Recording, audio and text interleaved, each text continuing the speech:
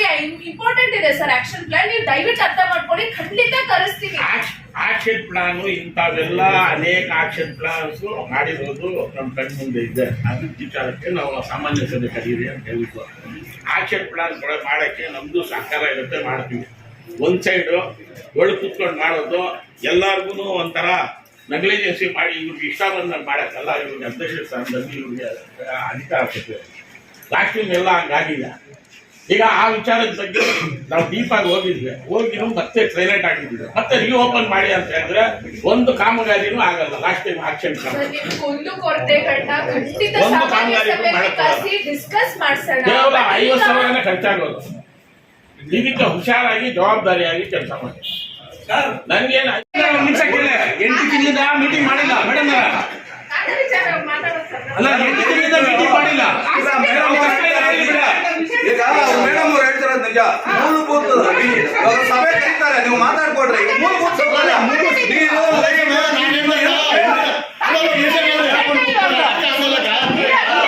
ಸೌಕರ್ಯ ಏನು ಮಾಡ್ತಾ ಇಲ್ಲ ಆಫೀಸಲ್ಲಿ. ಮೂಲಭೂತ ಸೌಕರ್ಯ ಏನು ಮಾಡಿಲ್ಲ. ಅಲ್ಲ ಮೂಲಭೂತ ಸೌಕರ್ಯ ಏನು ಮಾಡಿಲ್ಲ ಆಫೀಸಲ್ಲೇ. ಬೇಕಾದ್ರೆ ನೀವು ಕಿರ್ಕೊಂಡ್ರೆ ಸದಸ್ಯರಿಗೆ ಕಮಿಷನರ್ ಕರ್ರೆ ಮೂಲಭೂತ ಸೌಕರ್ಯ ಯಾರಿಗೂ ಏನು ಮಾಡಿಲ್ಲ. ಒಂದು ನೀರು ಕೊಡಕ್ಕಾಗಿಲ್ಲ. 4 ಹಾಕ್ತಿದ್ದಾರೆ. ಮಕ್ಕಳಿಗೆ ಯಾರು ಕೊಡ್ತಾರೆ ನೀರು? ಹೂನಪ್ಪ, ಅದನ್ನ ಹೇಳ್ತಾರಪ್ಪ. ನಾವ್ ಹೇಳ್ತಾರೆ ಅಧ್ಯಕ್ಷರ ಅರ್ಥ ಮಾಡ್ಕೊಂಡ್ರೆ ನಮ್ಮ ವಾರ್ಡಲ್ಲಿ ಮೂಲಭೂತ ಸೌಕರ್ಯನೇ ಇಲ್ಲ. 2 ಬೋರ್ ನಿಂತೋಗಿದೆ, ನೀರಿಲ್ಲ. 4 ಜನ ಹಾಸ್ಟೆಲ್ ಮಕ್ಕಳಿದ್ದಾರೆ, 4 ಹಾಸ್ಟೆಲ್ ಇದೆ. ಅದ್ರ ಬಗ್ಗೆ ಎಲ್ಲ ತಮ್ಮ ಗಮನಕ್ಕೆ ಲೆಟರ್ ಕೊಟ್ಟಿದ್ದೇನೆ ಬಿಟ್ಟು ಸರ್ಕಾರ ಅದಕ್ಕೇನು ಬರೆಯಲ್ಲ ಕೊಟ್ಟಿಲ್ಲ. ಈ ಸಭೆಯಲ್ಲಿ ಚರ್ಚೆ ಮಾಡಿದ್ರು ಕೂಡ ತಾವೇನು ಅನುಮೋದನೆ ಕೊಡೋದಿಲ್ಲ. ಅದು ನಮ್ಗೆ ಗೊತ್ತಿದೆ. ಮೇಜರ್ ಆಗಿ ನಾವು ಹೇಳ್ತಲ್ಲ, ತಿಳ್ಕೊಳ್ಳಿ ಸಾಹೇಬ್ರೆ, ಅಧ್ಯಕ್ಷರ ತಿಳ್ಕೊಂಡ್ರಿ. ನಮ್ಮ ವಾರ್ಡಲ್ಲಿ ಮೇಜರ್ ಆಗಿ ಸ್ವಲ್ಪ ಕ್ರಿಟಿಕಲ್ ಆಗಿರೋ ಪ್ರಾಬ್ಲಮ್ ಇದೆ. ನಮ್ಮ ಸಭೆಯಿಂದ ವಜಾ ಮಾಡ್ರಿ ಅಂತ ಕೊಟ್ಟಿದ್ದಾರೆ. ಹಿಂದೆ ಸರ್ಟಿಫಿಕೇಟ್ ಕೊಟ್ಟಿದ್ದೀವಿ. ನಿಮ್ಗೂ ಒಂದು ನಾನು ಇವಾಗ ಈ ವಿಶೇಷ ಸಾಮಾನ್ಯ ಸಭೆ ಲೆಟರ್ ಕೊಡ್ತಾ ಇದ್ದೀನಿ. ಅದನ್ನ ವಜಾ ಮಾಡಿಸ್ಬಿಟ್ಟು ನೀವು ಆರ್ ಸಿ ಆಫೀಸ್ ಕಳ್ಸ್ಕೊಡ್ರಿ. ಯಾಕಂದ್ರೆ ಸುಳ್ಳು ಮಾಡಿಬಿಟ್ಟು ತೊಂದರೆ ಮಾಡಿ ಪಾಪ ಬಡ ಹೆಣ್ಣು ಮಕ್ಕಳಿಗೆ ತೊಂದರೆ ಮಾಡಂತ ಮಾಡಬಾರ್ದು. ಅದನ್ನ ತಮ್ಮ ಗಮನದಲ್ಲಿ ಇಟ್ಕೊಂಡು ಕೇಳ್ರಿ. ಮತ್ತೆ ಬಂದು ಇವಾಗ ನಿಮ್ಗೆ ಯಾರು ಸದಸ್ಯರು ಮಾತಾಡ್ಬೇಕಿದ್ರೆ ಮಾತಾಡ್ರಿ. ನಿಮ್ ಸೌಕರ್ಯ ಹೇಳಿ. ನಾನು ಮಾತಾಡೋದು ಮತ್ತೆ ಯಾಕೆ ಮಾತಾಡ್ತೀರಿ ನೀವು? ಬಂದ್ರಿ, ನಾವು ಮಾಡಿ ನೋಡ್ತೀನಿ. ಬೇಕಾದ್ರೆ ಒಂದಿನ ಅದ್ರ ಬಂದು ಯಾವ ತರ ಮುನ್ಸಿಪಾಲಿಟಿ ಬಂದು ಏನು ಸಮಸ್ಯೆ ನೋಡಿದ್ರಿ ಸದಸ್ಯರು? ನಮ್ಮಲ್ಲಿ ಬಂದು ಎಷ್ಟು ಜನ ಬೈಕೋದ್ರೆ ಗೊತ್ತಿಲ್ಲ. ಅವೆಲ್ಲ ನಮ್ ಗಮನದಲ್ಲಿ ಇಟ್ಕೊಂಡಿರ್ಬೇಕು ನೀವು.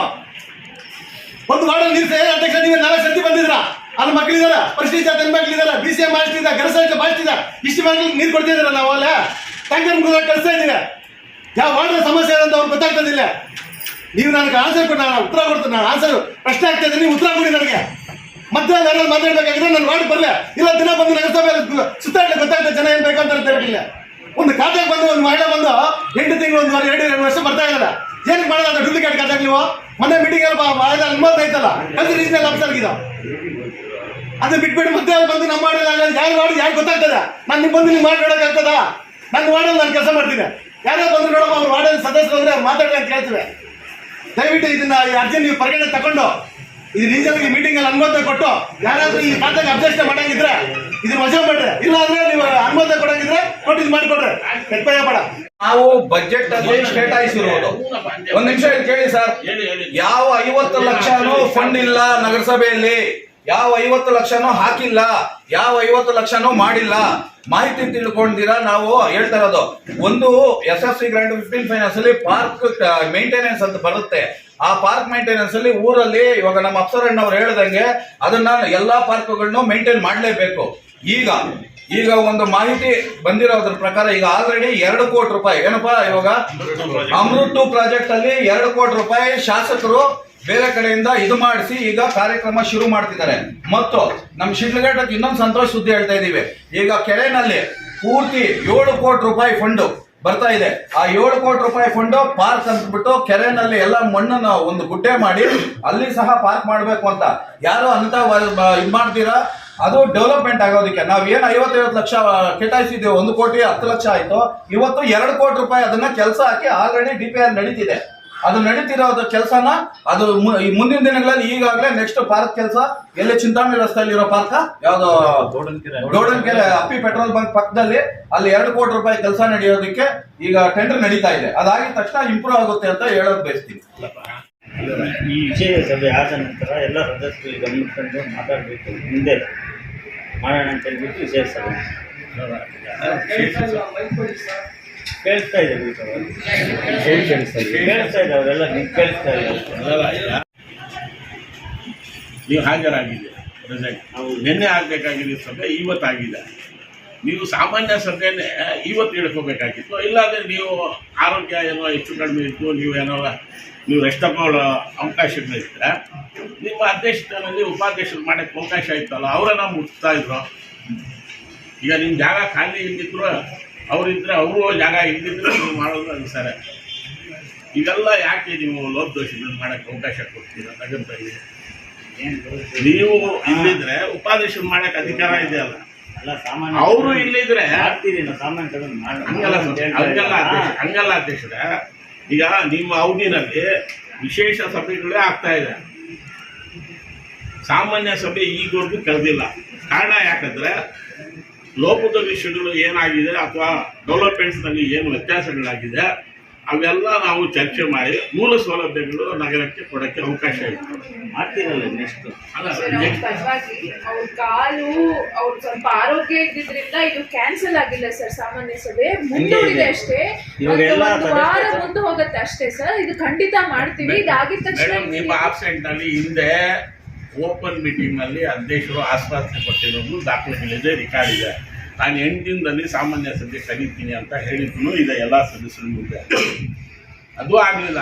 ನಂತರ ನಾವೆಲ್ಲ 11-12 ಜನ ಸಹಿ ಹಾಕಿ ನಿಮ್ಮ ಮುಂದೆ ನಮ್ಮ ಮನವಿ ಕೊಟ್ಟ ಮೇಲೆ ನೀವು ಪ್ರಸ್ತಾಪ ಅವ್ರು ಕಳಿಸ್ಮೇಲೆ ಅವ್ರು ಸಾಮಾನ್ಯ ಸಭೆ ಕರೆದಿದ್ರು.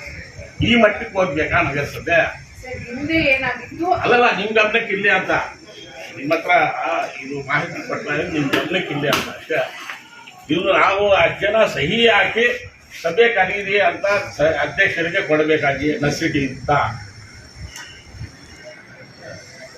ಕೊಟ್ಟ ಮೇಲೇನು ಅಧ್ಯಕ್ಷರು ಸಾಮಾನ್ಯ ಸಭೆ ಕರೆದ ಮೇಲೇನು ನಮಗೆಲ್ಲ ಗೌರವ ಕೊಡುವ ಅಂತ ಕೆಲಸ ಮಾಡಿದ್ದು ಅದಕ್ಕೆ ಸ್ವಾಗತ ಮಾಡ್ತೀವಿ. ನಂತರ ತರಾತುರಿ ಇವತ್ತು ಸಭೆ ವಿಶೇಷ ಸಭೆ ಅಂತ ಕರೆದಿದ್ದಾರೆ. ಅದಕ್ಕೆ ತಗೊಂಡಿದ್ರು.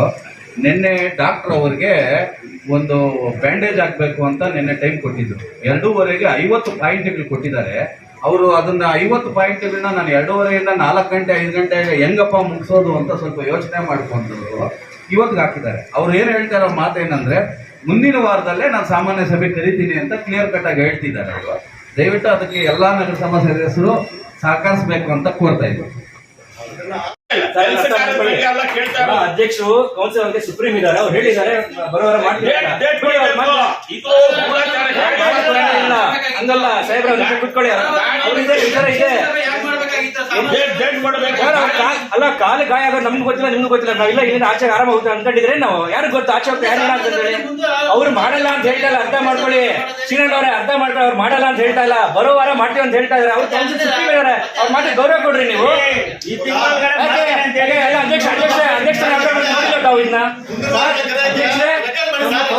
ಸಾಲಲ್ಲಿ 15 ಲಕ್ಷ ಇಟ್ಟಿದ್ದೀವಿ, 23-24ನೇ ಸಾಲಲ್ಲಿ 20 ಲಕ್ಷ ಇಟ್ಟಿದ್ದೀವಿ, 24-25ರಲ್ಲಿ 50 ಲಕ್ಷ ಇಟ್ಟಿದ್ದೀವಿ, ಇವಾಗ 25-26ರಲ್ಲಿ 50 ಲಕ್ಷ ಇಟ್ಟಿದ್ದೀವಿ. ಹೆಚ್ಚು ಕಮ್ಮಿ 1.5 ಕೋಟಿ ರೂಪಾಯಿ ನಾವು ನಗರಸಭೆಯ ಒಂದು ಉದ್ಯಾನವನದ ಅಭಿವೃದ್ಧಿ ನಾವು ಮಾಡಿದೀವಿ ಅಂತ ಇಟ್ಕೊಂಡು ಬರ್ತಾ ಇದ್ದೀವಿ. 2021-25ವರೆಗೂ ಇಲ್ಲಿ ಆಗಿರ್ತಕ್ಕಂಥ ಅಭಿವೃದ್ಧಿಗಳೇನು ದಯವಿಟ್ಟು ಯಾರು ನನ್ನ ಅವ್ರು ಪ್ರಶ್ನೆ ಮಾಡಿದಾಗ ಇಂಜಿನಿಯರ್ ಕೇಳಬೇಕು ಅಂತ ಹೇಳಿದ್ರು. ಸಂಬಂಧಪಟ್ಟ ಇಲ್ಲಿ ಬಂದು ನಿಂತ್ಕೊಂಡು ಈ 1.5 ಕೋಟಿಗೆ ಏನೇನು ಅಭಿವೃದ್ಧಿ ಮಾಡಿ ದಯವಿಟ್ಟು ಸಭೆ ತಿಳಿಸ್ಕೊಡ್ತಾರೆ. ಯಾವುದೇ ಆಕ್ಷನ್ ಪ್ಲಾನ್ ಮಾಡ್ಕೊಂಡಿಲ್ಲ. ಮತ್ತೆ ಪಾರ್ಕ್ ಸಂಬಂಧಪಟ್ಟಂಗೆ ನಾವು ಯಾವ್ದು ವರ್ಕ್ಸ್ ಸರಿ, ಈ ಕುರಿತಾಗಿ ನೀವು ಏನ್ ಕ್ರಮ ತಗೊಂಡ್ರೆ ಅಧ್ಯಕ್ಷ ಅಂದಿನ ಅಲ್ಲ ಈ ಕುರಿತಾಗಿ 1 ವರ್ಷ 2 ವರ್ಷ 3 ವರ್ಷ 5ನೇ ವರ್ಷದಲ್ಲಿದ್ದೀವಿ.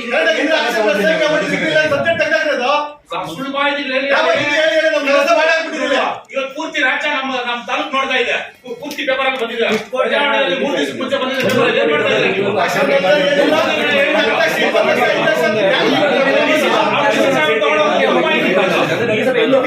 ವೆಡ್ನೆಸ್ಡೇ ಯಾವ ನಮ್ಮ ಪೌರ ಕಾರ್ಮಿಕರಲ್ಲಿ ಯಾವತ್ತು ಅವತ್ತು ಆಫ್ ಇದೆ, ಹಾಫ್ ಡೇ ಯಾವತ್ತು ನಾವು ಕ್ಲೀನ್ ಮಾಡಿಸಿದೀವಿ ಸರ್.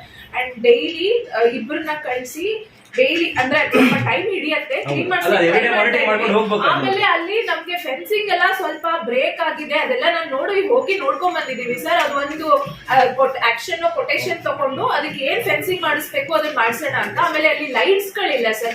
ಅದೇನಾಗಿದೆ, ಲೈಟ್ಸ್ ಅಂಡರ್ ಗ್ರೌಂಡ್ ಹೋಗಿದ್ದಿದ್ರೆ ಪ್ರಾಬಬ್ಲಿ ಇದು ಆಗ್ತಿರ್ಲಿಲ್ಲ ಅನ್ಸುತ್ತೆ. ಆ ಲೈಟ್ಸ್ ಎಲ್ಲ ಮಂಕೀಸ್ ಗಳೆಲ್ಲ ಬಂದು ಕಟ್ ಮಾಡಿದೆಲ್ಲ ಹಾಳಾಗಿದೆ. ಸೊ ಅದಕ್ಕೂ ಒಂದು ಆಕ್ಷನ್ ಪ್ಲಾನ್ ಮಾಡ್ಕೊಂಡು ಅದತ್ರ ಒಂದು 4-5 ಲಕ್ಷ ಖರ್ಚಾಗ್ಬೋದು ಸರ್. ಅಂಡರ್ ಗ್ರೌಂಡ್ ಅಲ್ಲಿ ಮಾಡ್ಕೊಂಡು ಅದನ್ನ ಡೆವಲಪ್ ಮಾಡೋಣ ಅಂತ. ಆಮೇಲೆ ಫೌಂಟೇನ್ ಏನಿತ್ತು ನನಗೆ ಗೊತ್ತಾಗಿದ್ದ ಇನ್ಫಾರ್ಮೇಶನ್ ಪ್ರಕಾರ ಅದು ಹಿಂದೆ ಸಿಂಪ್ಯಾಕ್ ಅಲ್ಲಿ ಸೆಕೆಂಡ್ ಅವಾರ್ಡ್ ಕೂಡ ಬಂದಿದೆ ಸ್ಟೇಟ್ ಅಲ್ಲಿ ಅಂತ. We will try to rectify and redo whatever ಮುಂದಕ್ಕೆ ಏನ್ ಮಾಡ್ತಾರೆ ಅಂತ ಆಯ್ತು. ನಮ್ಮ ಪ್ರಶ್ನೆ ಏನಂದ್ರೆ ಹಿಂದೆ ಅದರ ಆಗೋಗಿದೆಯಲ್ಲ, ಅದಕ್ಕೆ ನಾವು ಏನ್ ಯಾವ್ದಾರ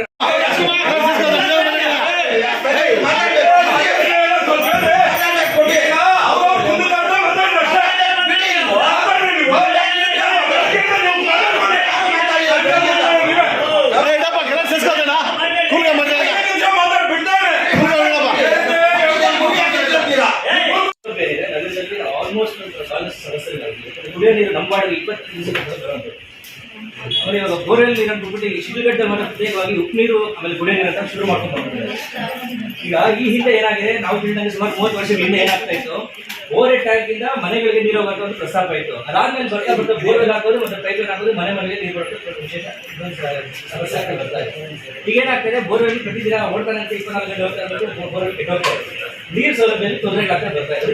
ನಾನು ಒಂದು ಪ್ರಸ್ತಾಪ ಮಾಡಿದೆ, ಈ ಒಂದು ಬೋರ್ವೆಲ್ ನೀರು ಏನ್ ಬರ್ತಾರೆ ಅದನ್ನು ಡೈರೆಕ್ಟ್ ಆಗಿ ನಾವು OSD ಗೆ ನಾವು ಕನೆಕ್ಷನ್ ಕೊಟ್ಟು ಅಲ್ಲಿಂದ ಮನೆಗೆ ಹೋಗುವಂತ ವ್ಯವಸ್ಥೆ ನಾವು ಮಾಡಿದ್ರೆ ಈ ಸಮಸ್ಯೆಗಳು ಸ್ವಲ್ಪ ಇತ್ಯರ್ಥ ಆಗ್ಬೋದು ಅಂತ ನನ್ನ ಅಭಿಪ್ರಾಯ. ಒಂದೇದು. ಎರಡನೇದು, ಕಸ ವಿಂಗಡಣೆ ಮಾಡ್ಬೇಕಂತ ಹೇಳಿ ನಮ್ಗೆ 2 ಬಕೆಟ್ಸ್ ಕೊಟ್ಟಿದ್ದಾರೆ, ಗ್ರೀನ್ ಕಲರ್ ಮತ್ತೆ ಇದೊಂದು ಬ್ಲೂ ಕಲರ್. ಅದನ್ನ ನಾವು ಪರ್ಫೆಕ್ಟ್ ಆಗಿ ಅನುಷ್ಠಾನ ಮಾಡಕ್ ಆಗ್ತಾ ಇಲ್ಲ. ಯಾಕೆಂತ ಹೇಳಿದ್ರೆ ಹಸಿ ಕಸ ಒಣ ಕಸ ಅಂತ ವಿಂಗಡಣೆ ಮಾಡಿ ಮನೆಗೆ ಕೊಡ್ಬೇಕಾದ್ರೆ ಕಲೆಕ್ಟ್ ಮಾಡ್ಕೊಂಡು 2 ಸರಿ ಒಂದಕ್ಕೆ ಹಾಕ್ಬೇಕಾದ್ರೆ ನಾವು ಯಾಕೆ ಅವ್ರು 10 ಜನ ಅದೆಲ್ಲ ಹೋಗಿ ಎಲ್ಲ ನಾವು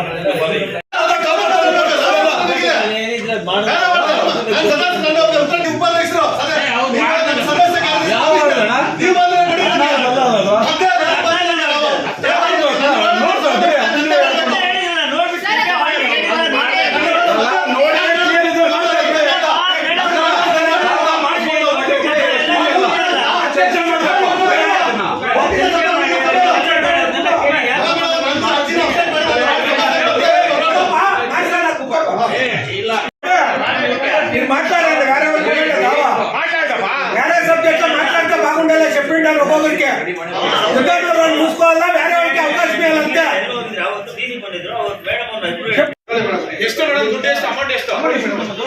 ಒಂದು 30 ಲಕ್ಷ ಅರ್ಧ ತಗೊಳ್ಳಿ ಆಯ್ತು. ಒಂದು 30 ಲಕ್ಷ ಅದು ತಗೊಂಡ್ರೆ 30 ಲಕ್ಷ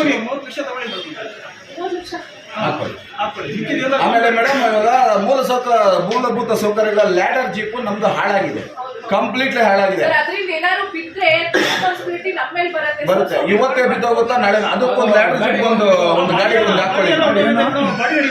ಲೈಟ್ ರೆಡಿ ಮಾಡೋ ಜೀಪ್ ಹೋಗ್ಬಿಟ್ಟಿದೆ, ಅದಕ್ಕೊಂದಷ್ಟು ಹಾಕೊಳ್ಳಿ. ಈಗ ಗಾಡಿಗಳು ತಗೊಂಡು ಡ್ರೈವರ್ಸ್ ಇಲ್ಲ, ಇರೋ ಗಾಡಿ ಅದು ಆಮೇಲೆ ಲೈಟ್ ಬೇಕಲ್ಲ.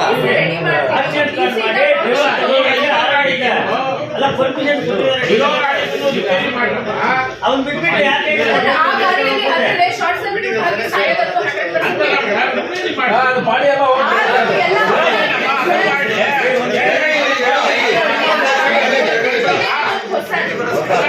ಎರಡು ಭಾಗ ಮಾಡಿದ್ರು ಸರ್. ಟೈಟ್ ಗ್ರಾಂಟ್ಸ್ಗೆ 123 ಲಕ್ಷ ಕೊಟ್ಟಿದ್ದಾರೆ.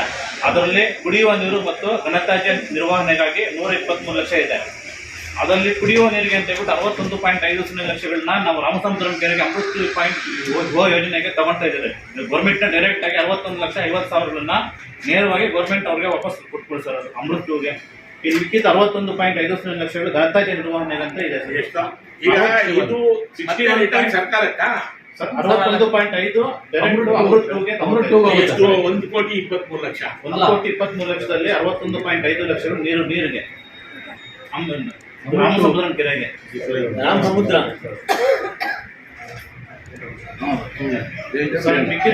ರಿಟರ್ನ್ ಹೋಗುತ್ತೆ ಅದು. ನೆಕ್ಸ್ಟ್ 61.50 ಲಕ್ಷಗಳು SWM ಸಂಬಂಧಪಟ್ಟ ಘನತ್ಯಾಜ್ಯ ವಸ್ತು ನಿರ್ವಹಣೆಗೆ 61.50 ಲಕ್ಷಗಳು ಮೀಸಲಿದೆ. ಇದಕ್ಕೆ ಹಿಂದೆ ಆಕ್ಷನ್ ಪ್ಲಾನ್ಸ್ ನಲ್ಲಿ ಅದಕ್ಕೆ ಯಾವ ತಗೊಂಡಿದ್ದೀರಾ?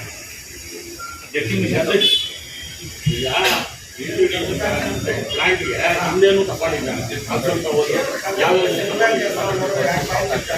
ಎಲ್ಲ ತಗೊಂಡಿದ್ದಾರೆ. ಇನ್ನೇನಿಗೆ ತಗೋಬೇಕಾಗಿತ್ತ? ಸುಧಾಕರ್ ಸರ್ ಮೊನ್ನೆ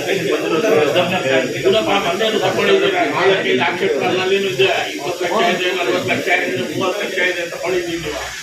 ಮತ್ತೆ ಈಗ ಇದಕ್ಕೆ ತಗೋಬೇಕಾ?